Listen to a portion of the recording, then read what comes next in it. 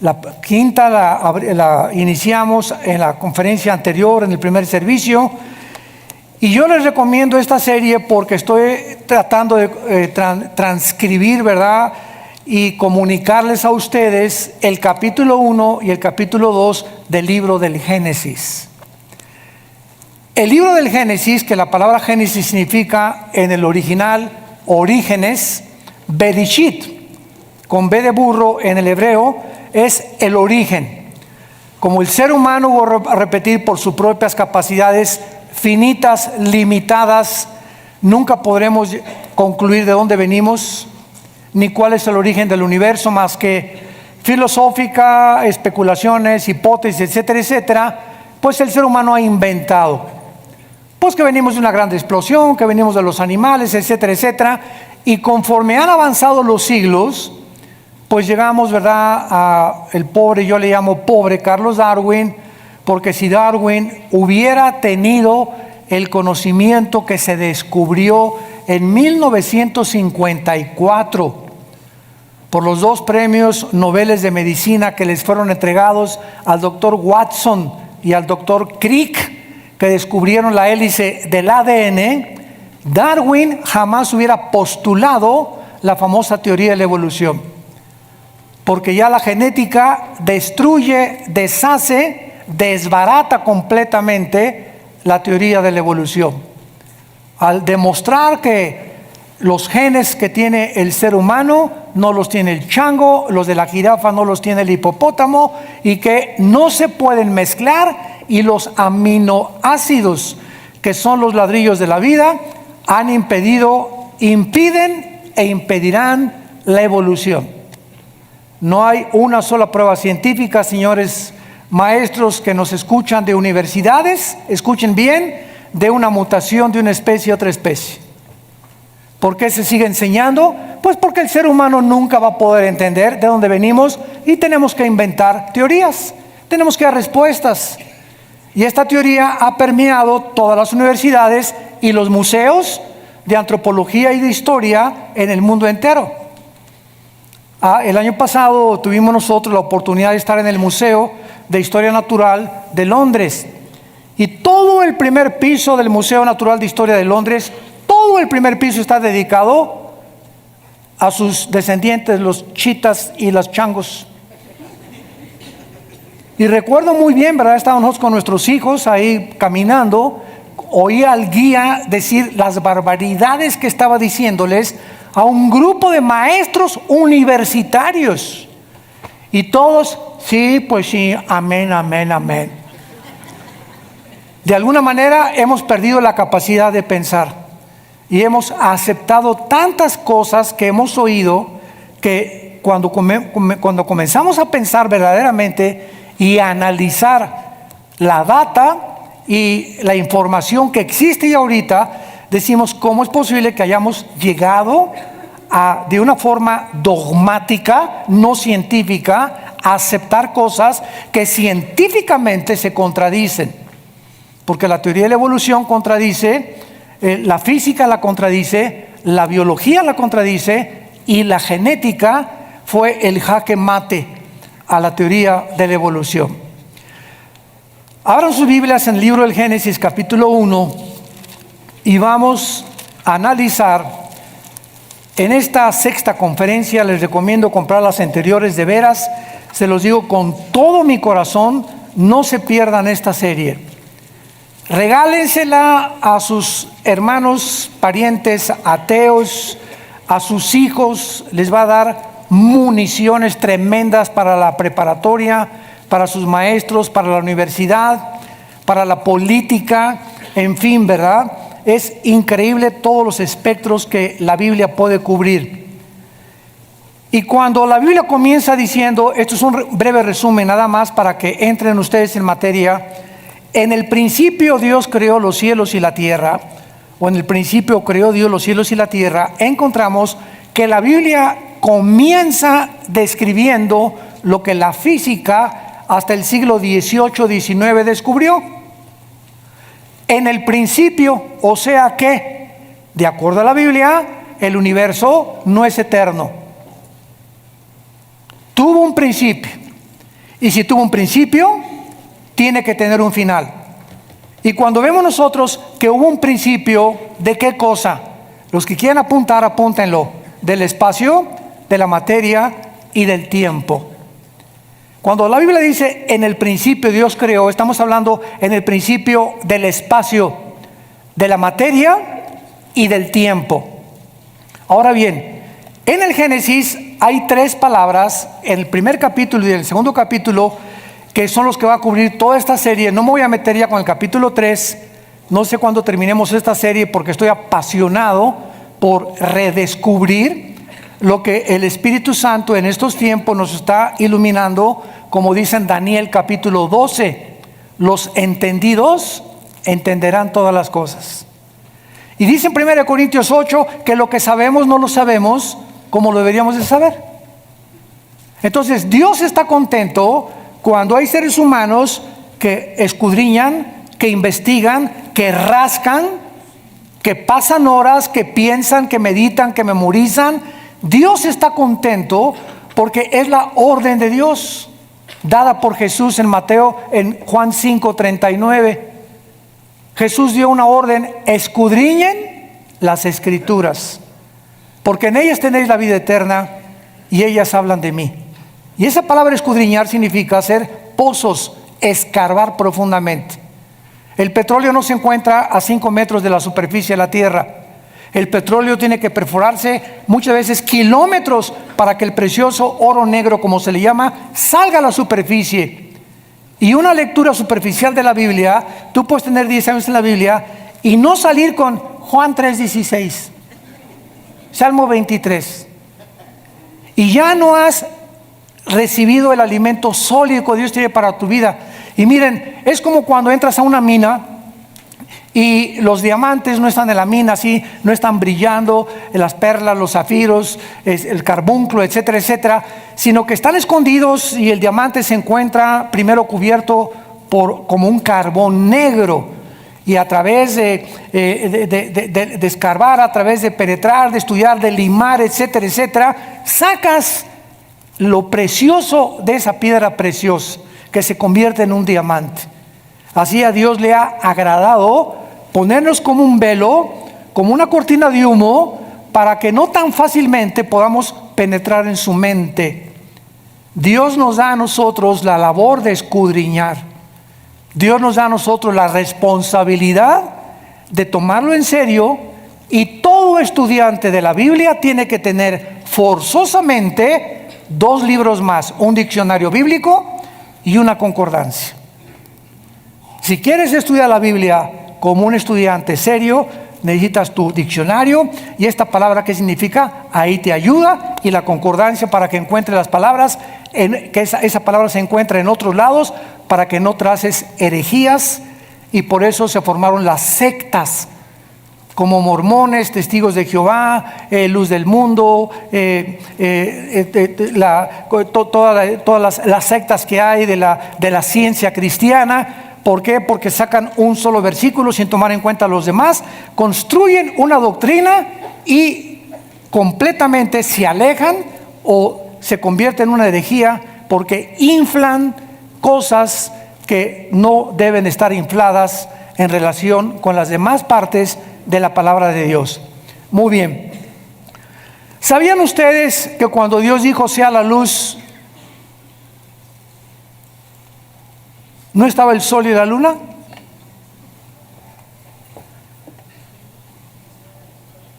En el versículo 3 Dios dijo que sea la luz, y hasta el día 4 comenzó. El sol y la luna no fueron creados. Fueron creados en el versículo 1. En el principio Dios creó, y ahí la palabra hebrea es bara, con B grande. Quiero que apunten todos ustedes, los estudiantes de la Biblia, los que toman en serio el conocimiento de Dios, las 3 palabras que en el Génesis existen para la creación de Dios y las que nos ayudan a entender lo siguiente. Cuando en el versículo 2 dice la Biblia que la tierra estaba desordenada, vacía, en estado caótico, tinieblas cubrían el abismo y el Espíritu de Dios se movió sobre las aguas, la pregunta es la siguiente: entre el versículo 1 y el versículo 2, ¿qué le pasó al mundo? Porque Isaías 45 dice que Dios no creó la tierra desolada y vacía. Entonces parece que entre el versículo 1 y el versículo 2 algo sucedió. Y estos intermedios o abismos de información teológica existen por toda la Biblia. Por ejemplo, miren, vamos a comparar rápidamente con el libro de Isaías, algo parecido para que veamos este principio que existe en la Biblia y que todos nosotros tenemos que entender y conocer para poder descubrir las verdades. En Isaías 61, por ejemplo, miren lo que dice, versículo 2.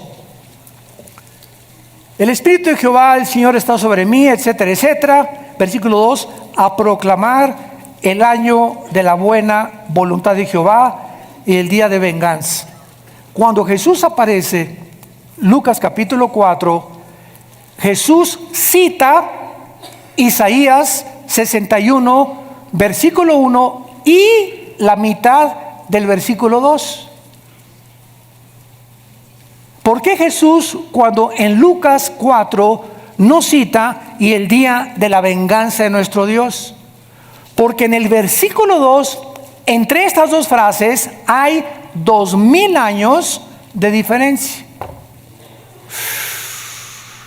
Cuando Jesús vino a predicar el año de la buena voluntad, pero el día de la venganza viene hasta la segunda venida de Jesucristo. ¿Se dan cuenta?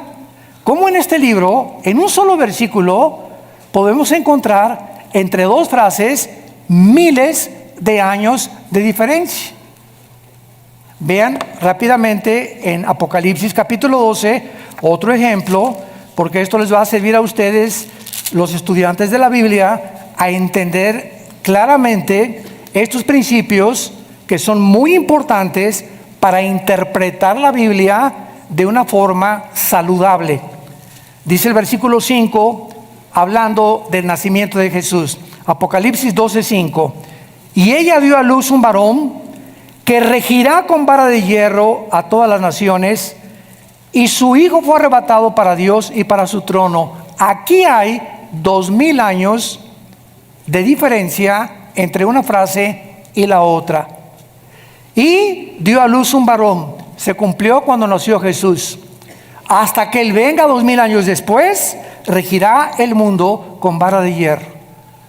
¿Se dan cuenta cómo nosotros, cuando comenzamos a estudiar la Biblia y comenzamos ya a entender todos los misterios que encierra, las aparentes contradicciones que parecen muchos que la Biblia tiene, no son contradicciones, sino simplemente son el problema de la finitud y la alimentación del intelecto humano? Nuestra mente es limitada. Cuando el pecado entró a la raza humana, el ADN se deterioró y se comprimió el 90% de la información que el ser humano tenía de Dios y del universo y de todo. Y desde Adán hasta nuestros días hemos nacido con, decían que Einstein tenía 6 u 8% de su coeficiente intelectual desarrollado. ¿Cuánto tienes tú? ¿El 2%? ¿El 4%? ¿El 5%? Nunca el ser humano ha llegado a imaginarse lo que la mente humana puede almacenar de información. Hay niños de 6, 7 años de edad que hablan 3 idiomas. A un niño antes de los 6, 7 años de edad le puedes enseñar 3 idiomas, hasta más. Ahora, ya que eres cristiano, si yo te invito a que pase aquí adelante, hermano Pancho, ¿podría usted recitarme de memoria el Salmo 23? Jesús es mi pastor, nadie me faltará. Sígale, nomás me aprendí eso. Ni siquiera el Salmo 23 has memorizado. Menos el 90. Menos un capítulo entero. Mientras nosotros no entendamos la orden de Dios, de día y de noche, Josué, olvídate de las ballestas y las arcos y las lanzas para derribar Jericó. Te voy a dar el secreto de la prosperidad. Te voy a dar el secreto, Josué, para que te vaya bien todos los días de tu vida, para que seas prosperado en todo lo que tú emprendas. ¿Cuál es ese secreto, Señor del universo? De día y de noche. De día te levantas y antes de acostarte, y de noche te levantas, abre mi Biblia, trata de leerla, memorízala, porque si no memorizamos no podemos meditar en ella. Y ya que comiences a memorizar todos los días 2 versículos en la mañana, 2 en la noche, o 4 en la mañana y 4 en la noche, y comienza a llegar a memorizar capítulos enteros de la Biblia. Es que yo no sé memorizar, no se me queda nada. Pues porque nunca has aprendido nada. ¿Cómo quieres memorizar si nunca te pones en práctica y descubres el potencial tan tremendo que Dios nos ha dejado aquí en esta calabaza? Es impresionante el potencial que tenemos, desperdiciado, puro Calimán, puras telenovelas. De día y de noche. Hermano, yo a las 12 del día, dice de día y de noche. Yo nada más a las 5 de la tarde, dice de día y de noche. ¿Tú vas a poner las reglas? ¿Qué es la fe? Creer lo que Dios dice. Pregunta, sé honesto, ¿lo haces? Tu fe entonces es muerta.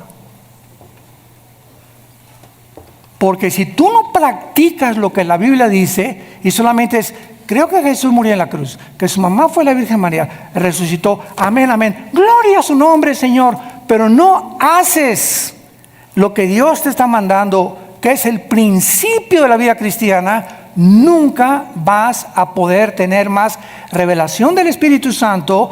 Las cosas no se van a mejorar en tu vida, siempre vas a ir, siempre te estás saliendo del camino, vas a perder la brújula simplemente por desobediencia.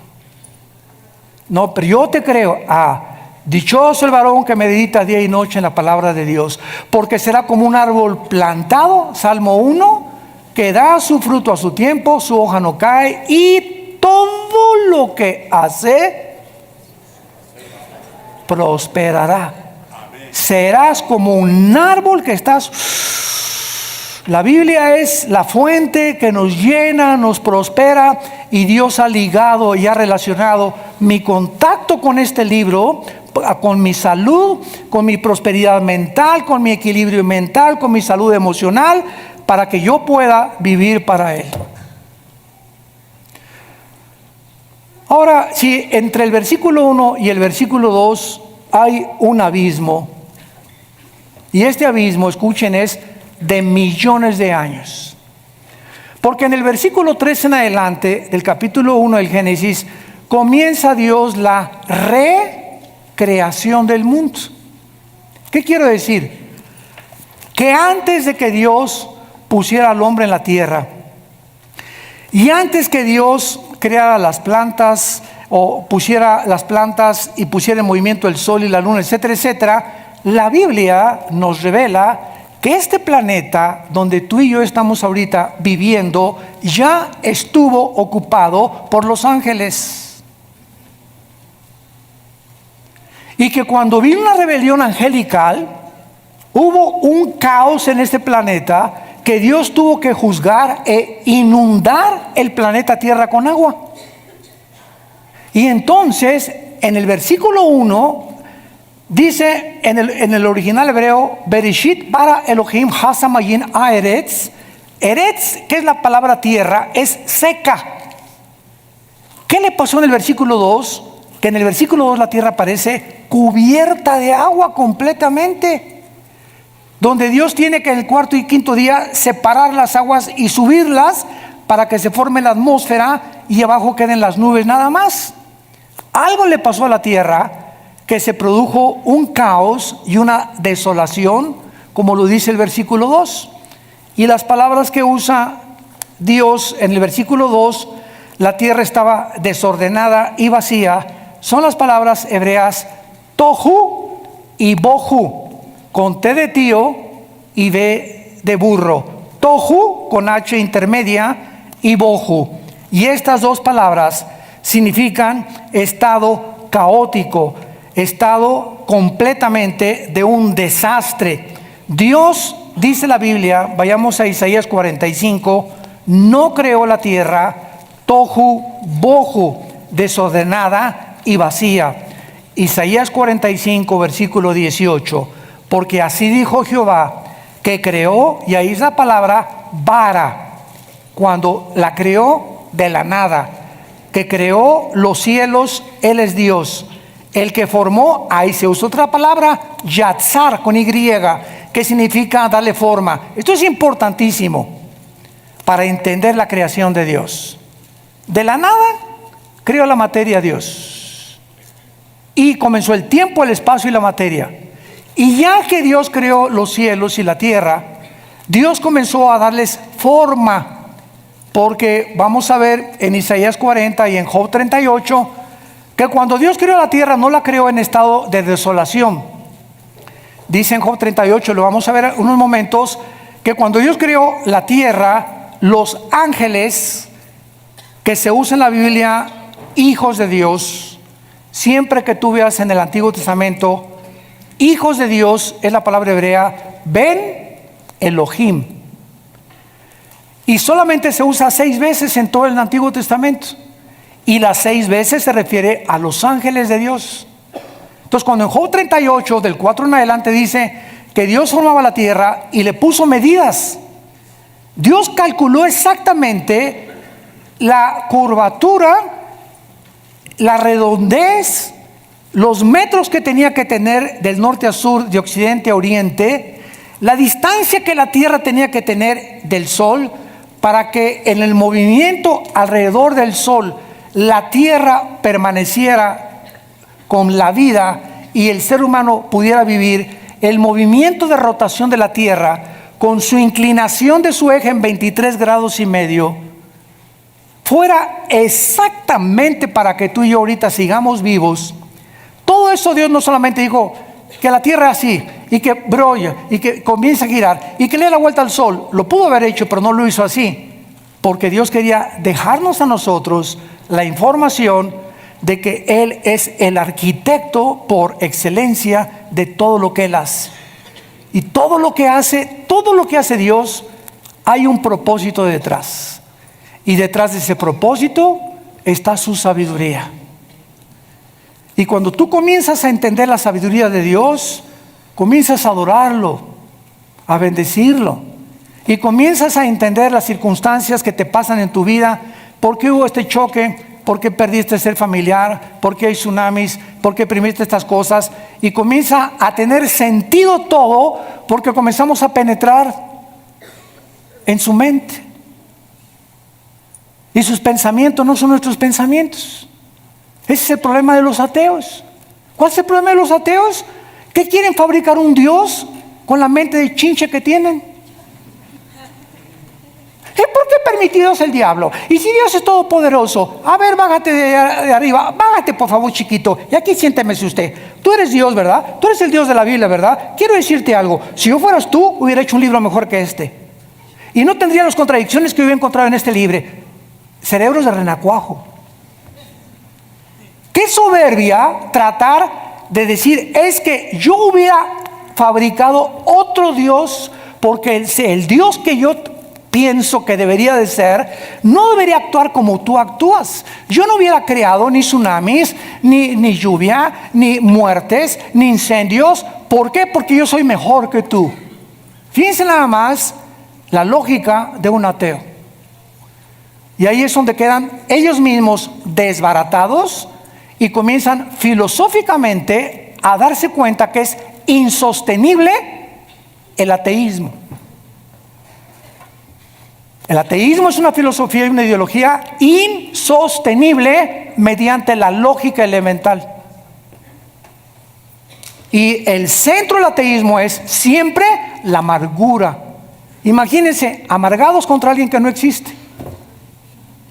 Jesús, María y José y el burrito que los acompaña.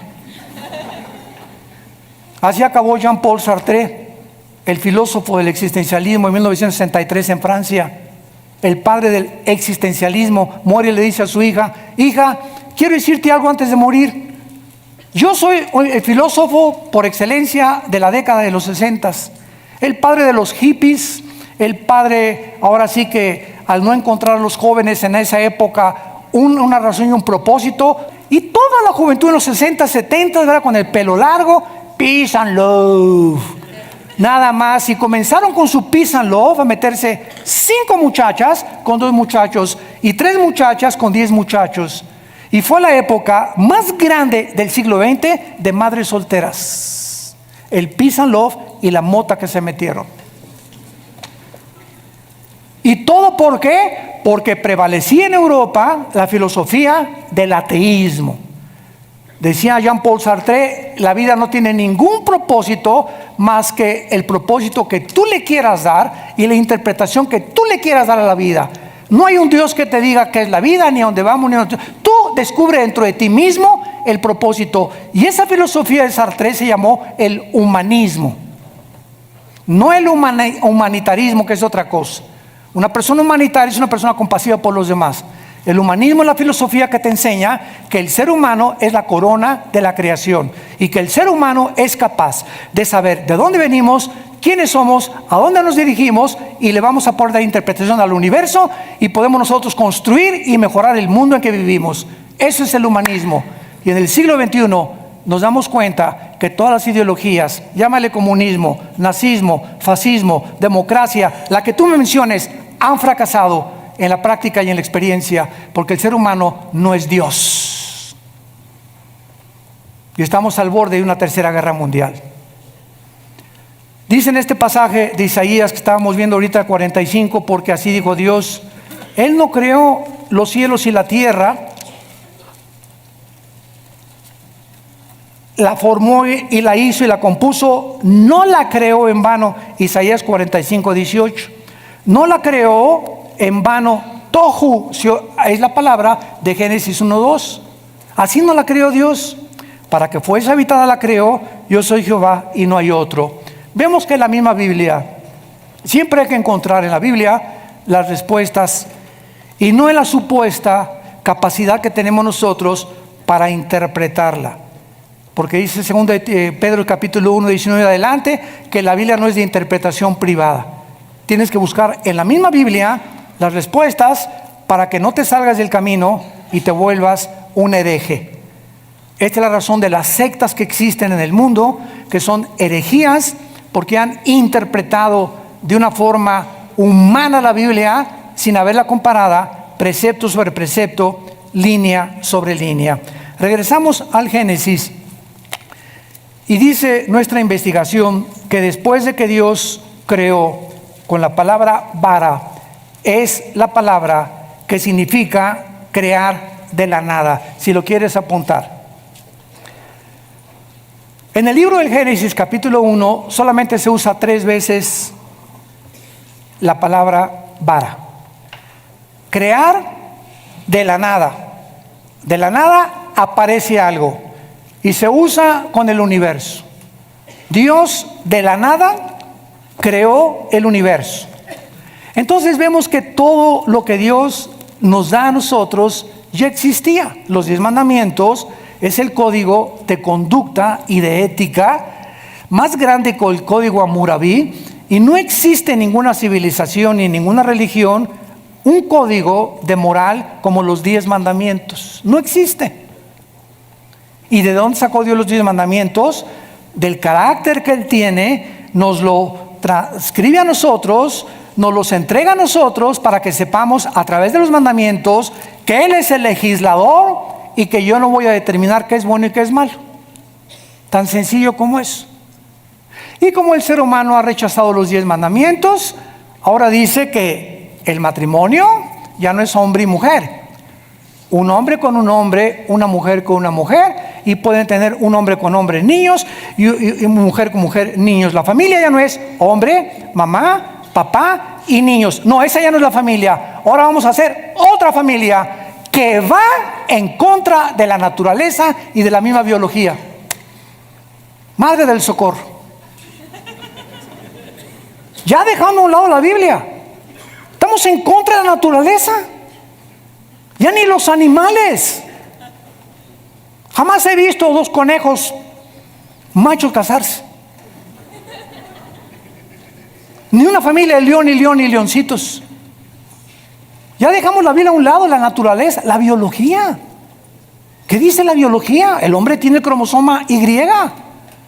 La mujer no tiene el cromosoma que tenemos nosotros. Ustedes mujeres tienen dos cromosomas XX. El hombre tiene XY.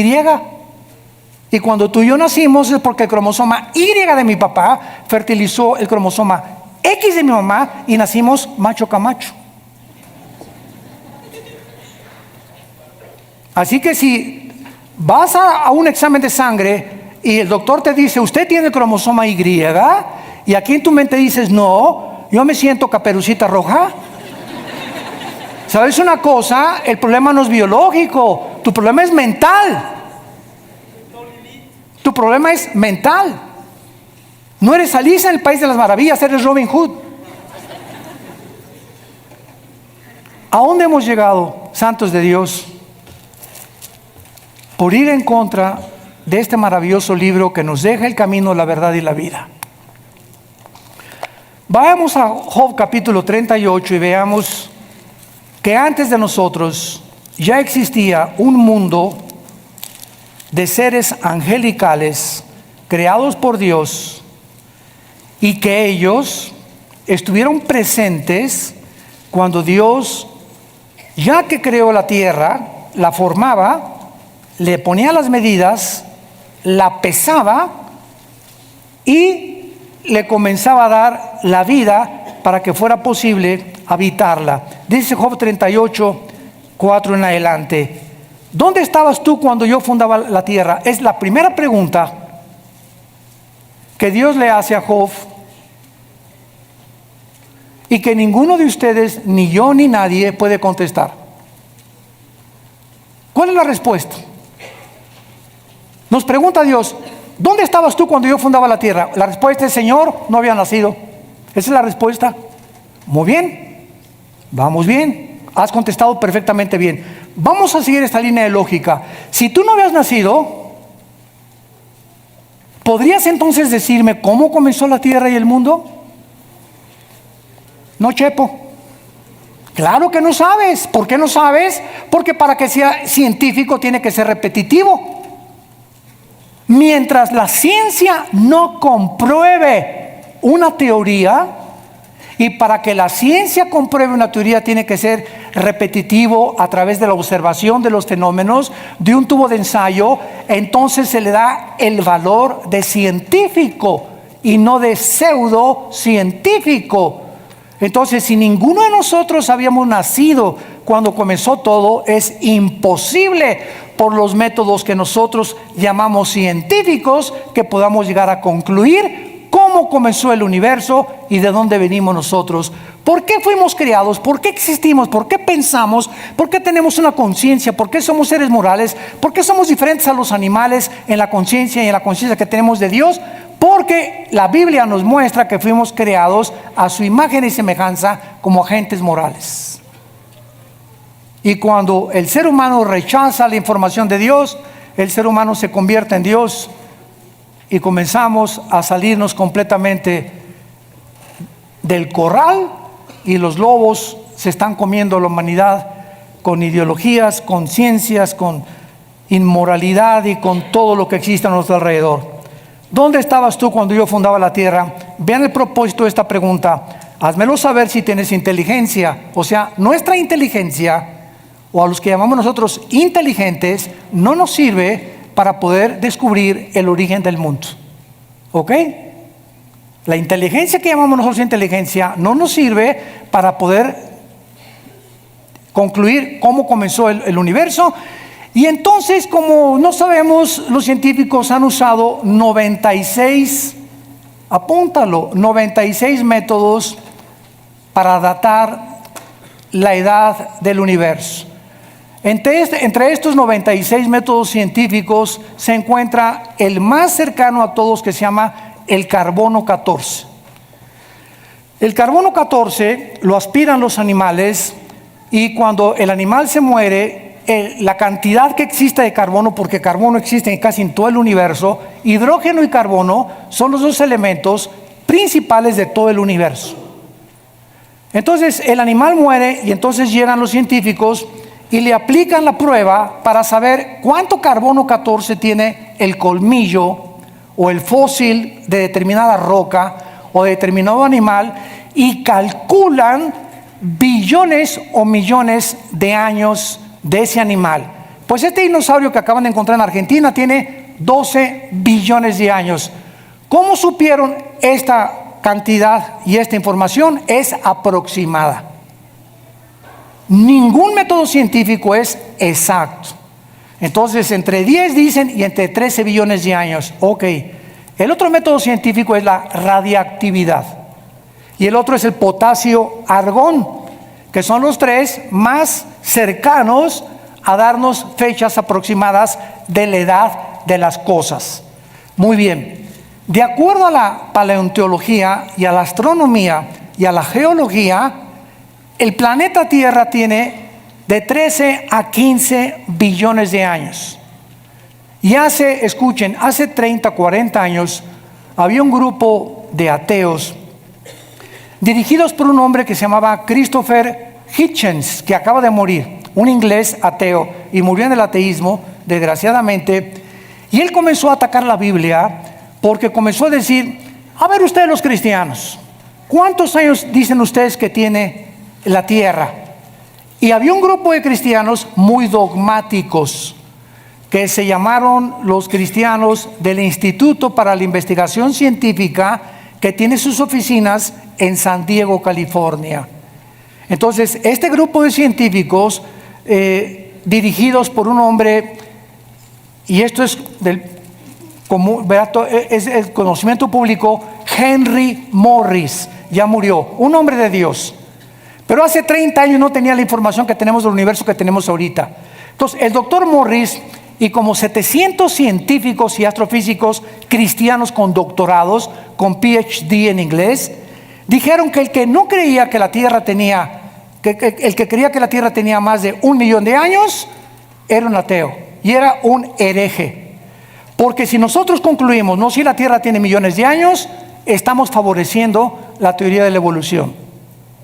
Porque la teoría de la evolución se defiende diciendo, los evolucionistas, que a través de millones de años se llevó a cabo la evolución.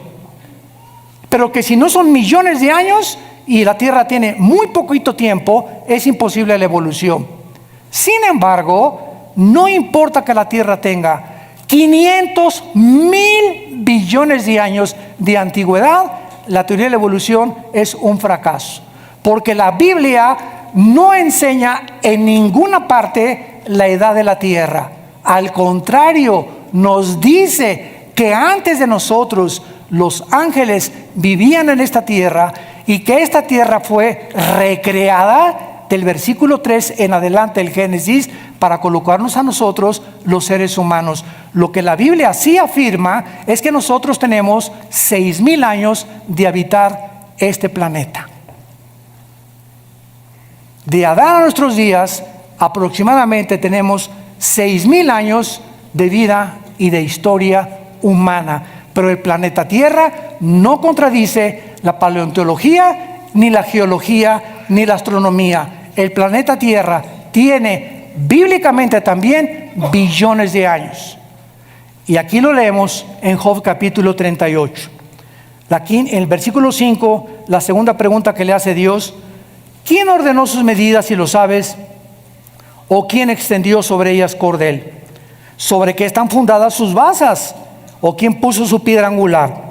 ¿Se acuerdan ustedes, los que nacieron antes de Cristo?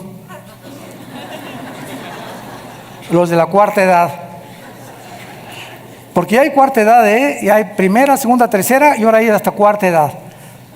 No sé quién lo inventó, pero por ahí ya está saliendo el rumor. Muy bien. Los que ya tienen más de 70, 80 años de edad, ¿se acordarán ustedes? Yo no me acuerdo. Al ratito los alcanzamos. ¿Se acuerdan ustedes? Porque todavía mi papá me contó, ¿verdad?, que en los libros que había de geografía se ponía el planeta Tierra recargado sobre una tortuga o sobre Charles Atlas. O sea, los científicos hasta el siglo XIX, Galileo Galilei, casi lo crucifican y lo encerraron, el Vaticano, porque el Vaticano, que era la ley suprema de Europa durante casi 16, 17 siglos, el Vaticano estableció que el Sol giraba alrededor de la Tierra.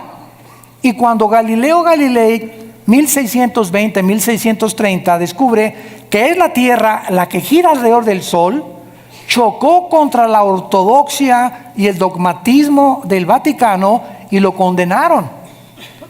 Pero vean ustedes qué información había tan completamente distorsionada, y fue de los principales astrónomos Galileo, que fue el que inventó el telescopio para comenzar a entender el universo que nos rodeaba.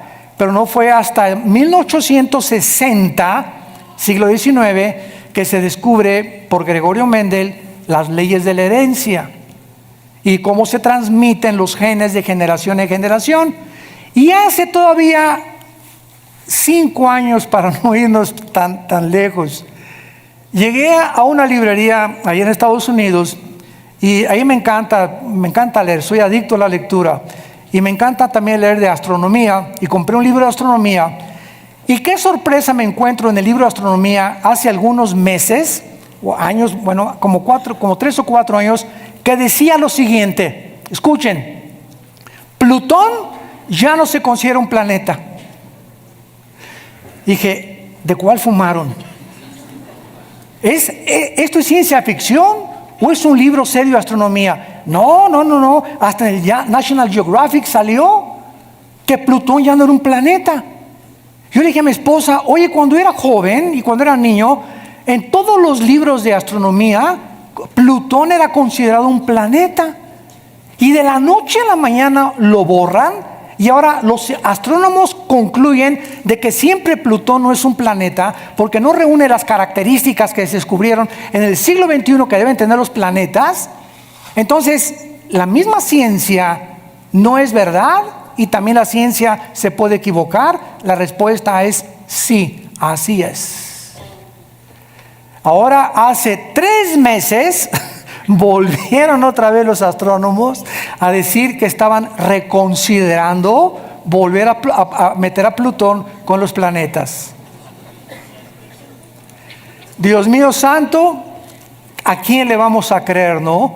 Nos damos cuenta que todo lo que pasa al universo, lo que era verdad hace 10 años, ahora descubren algo mucho más científico, apegado a la verdad, que se tiene que desechar lo que se consideraba hace 5 o 6 años una tontería. Y así pasa con la salud y con las vitaminas y con la comida y con todo. Mi papá comía una taza de café con 3 bolillos remojados así se los metía a mi papacito, con 3 cajetillas de cigarros. Y a partir de los 70s, 80s, se descubre que el colesterol, un veneno que tiene las grasas y los triglicéridos de comer tantas conchas que desayunas, te producen que se te cierren las arterias y que te puedas morir de un ataque al corazón. Cosa que hace 40, 50 años no se consideraba maligno.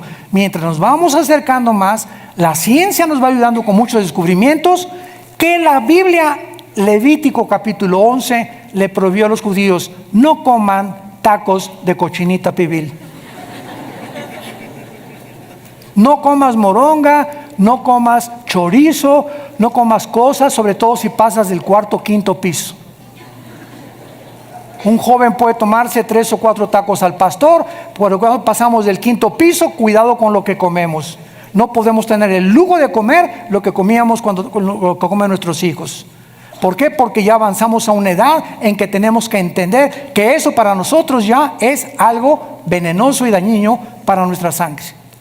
Y la Biblia lo decía desde hace más de 5,000 años: no coman grasas de los animales. Qué increíble es la palabra de Dios.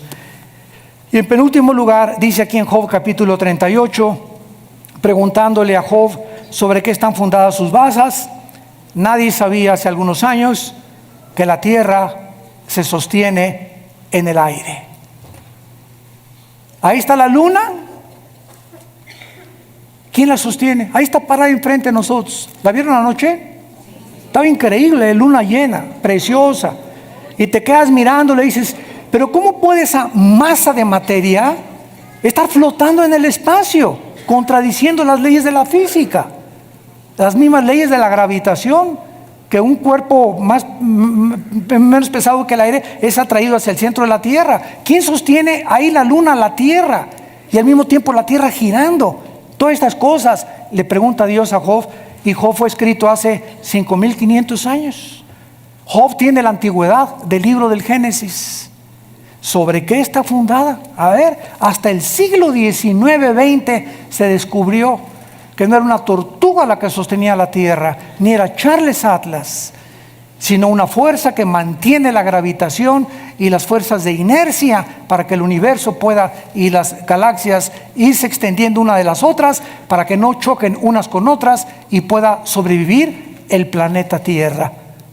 Y finalmente le dice Dios a Job, versículo 7, Job 38, cuando alababan todas las estrellas del alba y se regocijaban todos los hijos de Dios. O sea que cuando la tierra fue formada, calculada, sus dimensiones, su peso y todo lo que Dios hizo con este planeta, los ángeles existían antes que nosotros.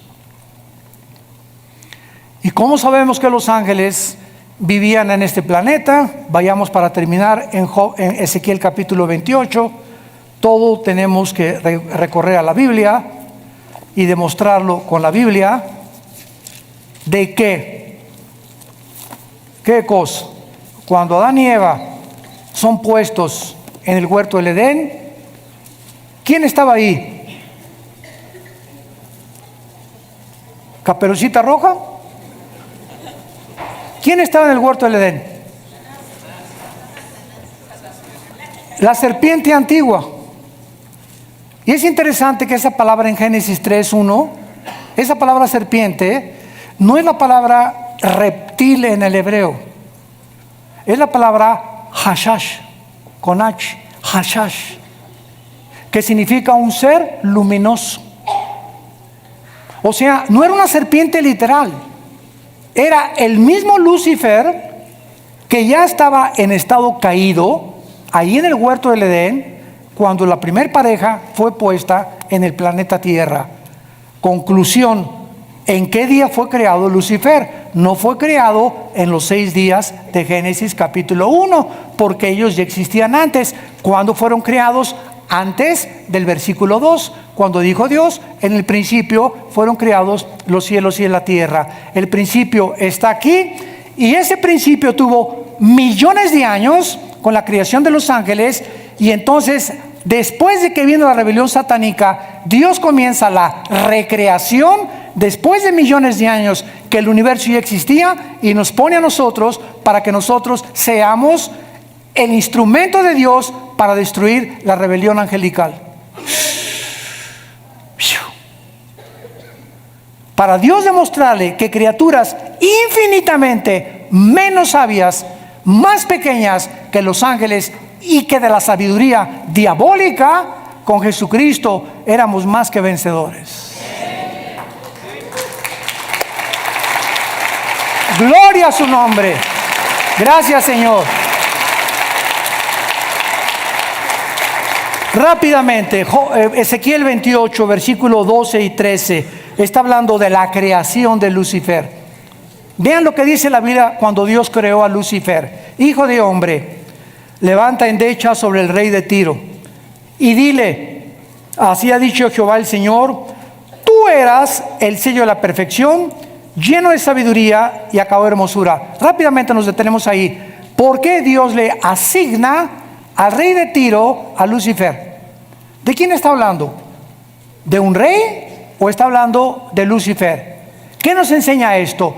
Desde el Antiguo Testamento, la Biblia nos enseña que detrás de las personalidades humanas se encuentran principados demoníacos. Y dice Apocalipsis 16 que cuando venga la guerra del Armagedón, los principados satánicos y los demonios van a controlar a todos los gobernantes de las naciones del mundo. O sea que detrás de los reyes y los gobernantes existen entidades espirituales de maldad. Así que esta es la razón por la cual comienza introduciéndonos el rey de Tiro, y sabemos que el rey de Tiro no hay nadie que haya sido el sello de la perfección. Y ya el versículo 13 nos lo aclara. En Edén, en el huerto de Dios estuviste. Lucifer fue creado en el lugar donde Adán y Eva habitaron después de la caída de Lucifer. Ahí fue creado el Lucifer. El Edén existía antes del huerto del Edén, recreado por Dios. Pero hay una diferencia entre el Edén de Lucifer y el Edén de Adán y Eva. ¿Cuál es? Nos lo dice la Biblia. De toda piedra preciosa era tu vestidura, de cornalina, de topacio, de jaspe, de crisólito, berilo, onice, zafiro, carbunclo, esmeralda. Los primores de tus tamboriles y flautas estuvieron preparados para ti el día de la creación. Tú, querubín grande protector, te puse en el santo monte de Dios. Ahí estuviste en medio de las piedras y del fuego que tú paseabas. La frase, el monte de Dios, siempre en toda la Biblia se refiere a Jerusalén. De ahí viene la palabra Sión. Es el monte de Dios. Ahora, el Edén donde estaba Satanás era un huerto no de frutas ni de árboles, era un huerto de piedras preciosas. Y ahí caminaba, no me da más tiempo, lo vamos a ver más adelante en las otras conferencias. Ahí caminaba, eran puras zafiros, esmeraldas, carbunclos, todas las piedras preciosas. Y lo más interesante de todo esto es que si ustedes comparan estas piedras preciosas con las que tenía el sumo sacerdote en el efod, ¿se acuerdan del efod del sumo sacerdote? Tenía 4 columnas, 4 piedras preciosas, 4 y 4, 4 por 3, 12. 12 piedras preciosas, el sumo sacerdote del tabernáculo, para que cuando entraba al lugar santísimo, cada piedra preciosa representaba una tribu de Israel. Al entrar el sumo sacerdote al lugar santísimo, él estaba intercediendo por todo el pueblo de Israel. Antes los hombres intercedían por nosotros, de Cristo a nosotros tenemos un solo mediador. Y ahora ya nadie nos representa más que el Hijo de Dios. Pues son las mismas piedras preciosas que tenía Satanás. Lo que nos habla que Satanás, y les dejo de tarea esto, para que se les salga humo de los oídos hoy en la noche. Satanás era antes de nosotros.